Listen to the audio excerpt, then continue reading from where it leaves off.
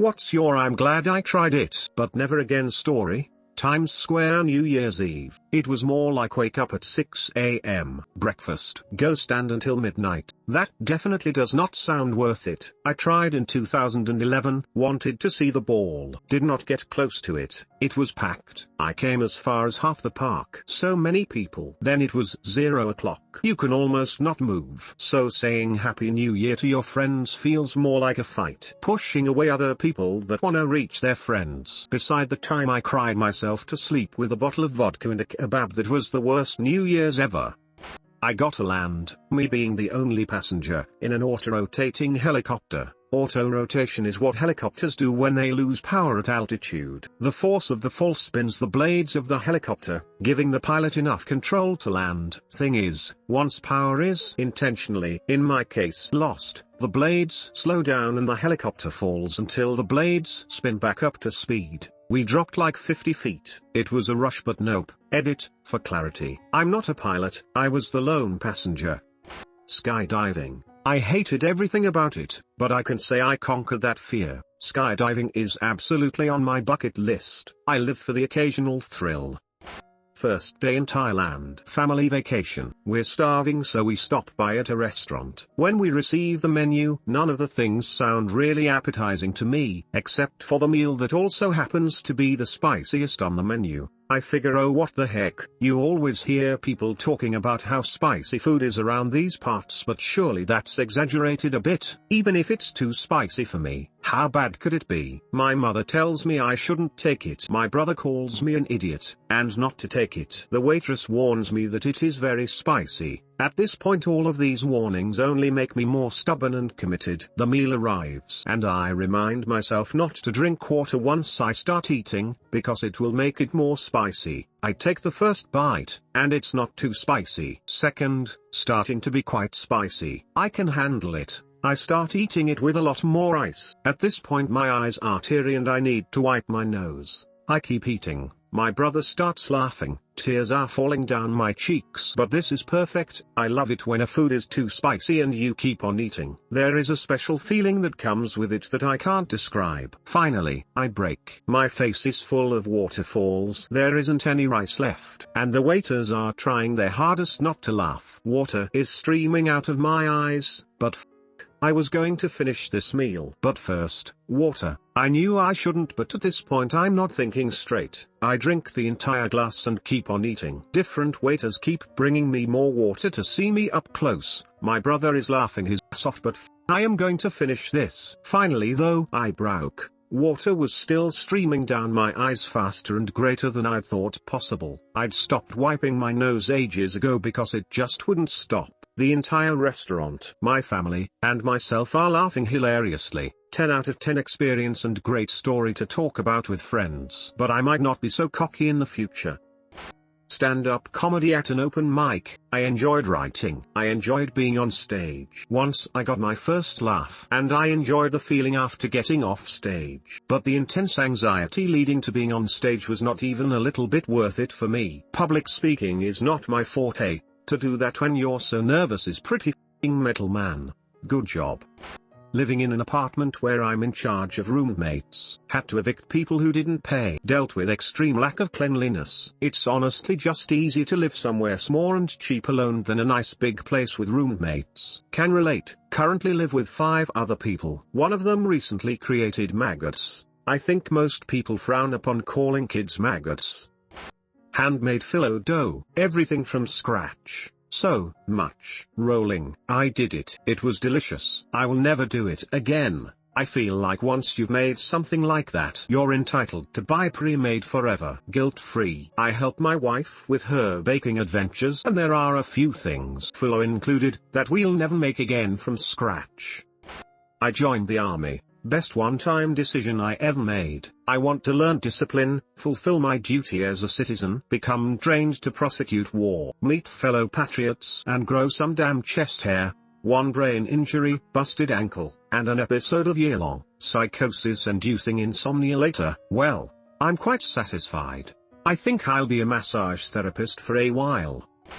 Cliff diving. I, female, was about to chicken out when I was on the edge of the cliff, but my girlfriend grabbed me tight and jumped off with me. I hate heights a little less now, but that was replaced with a new fear of landing on top of sharp rocks. My dude, I'm right there with you. My dad's a physician who works with a lot of people with spinal cord injuries. He took me on rounds with him when I was a kid, and I remember meeting this guy who was quadriplegic and in his mid-20s. I said hi and he and my dad talked for a bit, and as we went to move on to the next patient, this guy looks me right in the eyes and said, "Never jump into water."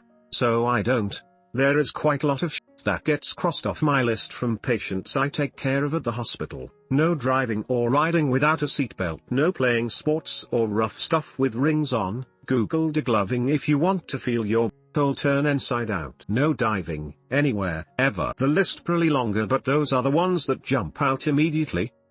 A huge burger with 2 giant donuts as buns. To be honest, it wasn't that bad, but that feeling of pure diabetes prevented me from getting another, or even finishing the one I had. Edit, to those of you asking. It was at a music festival in CA. It was about twice the size of an in-N-Out burger with Krispy Kreme donuts. Roller coasters that go backwards. I'm not even sure if I'm glad I tried it. It was horrible. Oh man, I love every kind of roller coaster. Can't get enough. Same.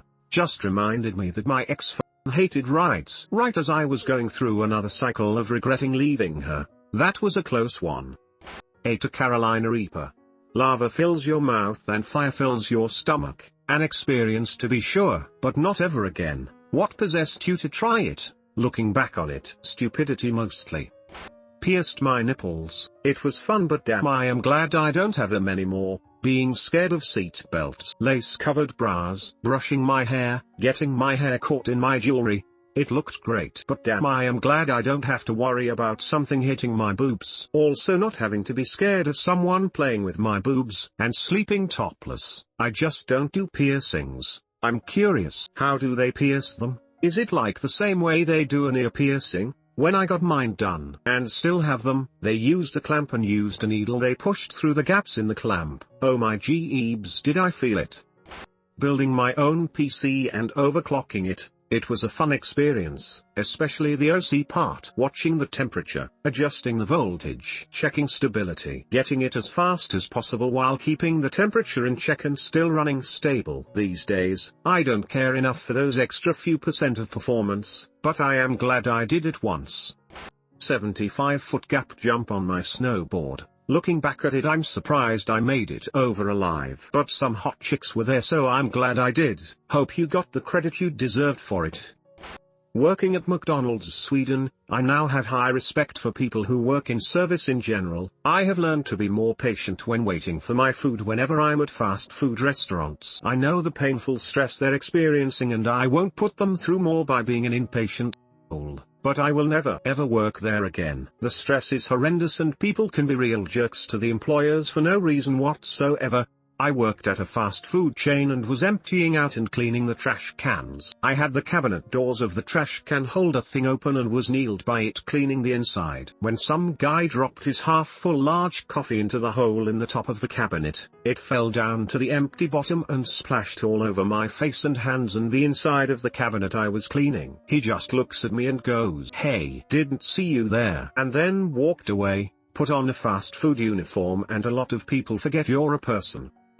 All sorts of weird food. Most weird things I've eaten I actually like: organ meat, wild game, very rare raw meat, that sort of thing. I see something different on a menu and I'm ordering that shit because I've discovered all sorts of weird shit I ended up loving. But I'll never eat bats again. You know what they call bats? Chicken of the cave. Dating a single mother. I loved her and loved the kids, but it didn't work out. Now I'm grieving the loss of not just the relationship with her but also with her 3 beautiful kids. Can't imagine growing very attached to someone else's kids then essentially never being able to see them again when it all ends. Twice the roughness of a regular breakup. Sucks, man.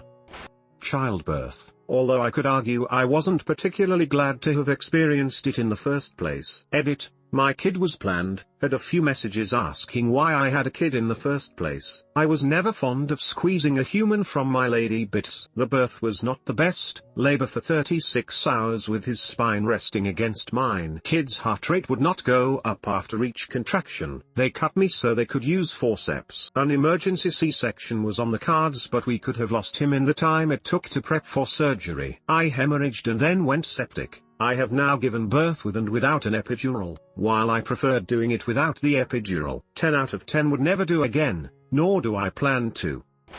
Hot air balloon. I was 4,500 feet in the air for an hour and a half with nothing separating me from a horrifying death but a wicker basket. I tell everyone to avoid hot air balloons for very good reason. My mom, 2 aunts, and grandfather fell out of one at the 1998 New Mexico Hot Air Balloon Festival. They all survived thankfully. One lady who they didn't know did die though. The balloon got caught up in a huge gust of wind, hit 2 sets of power lines, and then the basket separated from the balloon. They fell 30 feet to the ground. My mom shattered her pelvis. My aunts both fractured parts of their spines and broke their feet. And my grandfather broke his neck. Thankfully they all made full recoveries. My mum limps, but that's it.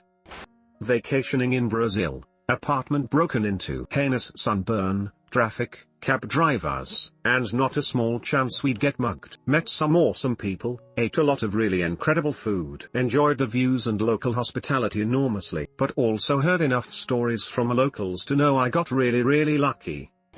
I got hypnotized by a street performer downtown. There was a point where I thought I was an exotic dancer, and started pole dancing around a traffic sign. I lost my grip and fell in the road and almost got run over. I woke up feeling really refreshed, and it makes for a fun story, but I'm not gonna roll the dice on that again. Working at a haunted corn maze. It's hard to scare people, and people are assholes to actors. I've been punched, kicked, spit on, pushed down, body checked, and grabbed by my hair and dragged down the hallway. I'm a 5 feet 6 inches girl, and at the time I was 16. I hit the guy who was dragging me. I went into fight for your life mode and was kicking, scratching, punching anything I could reach. I almost got fired for it because we aren't allowed to touch customers. But they didn't do anything to the who assaulted me. He claimed that I scared him so bad he felt he needed to protect himself. Right, a 6 foot, 200-pound man felt the need to protect himself was a 5 feet 6 inches 16-year-old girl. Don't go to a haunted house then. I really don't know what the gives people the right. Riding motorcycles. I wrecked at 75 miles per hour in a turn on a back road. Riding solo, no one around to help. I almost got hit by a car as I slid across the pavement. Tore up my knee pretty good. Had to call an Uber to get me to urgent care. I think I'm going to take the "you didn't break a single bone or get too hurt" as a sign that I should stop riding. Raw octopus. In a back alley food shop in Beijing, they chopped the tentacles like noodles, put them in some hot broth in a bowl, and that was it. I could feel the tentacles gripping my mouth and throat. Probably a massive choking hazard. I had one mouthful and had to stop. Saw some little girl, maybe 6 years old, happily slurping away. That was her KFC or McDonald's. If you like this video, you can subscribe. We'll be glad to see you here.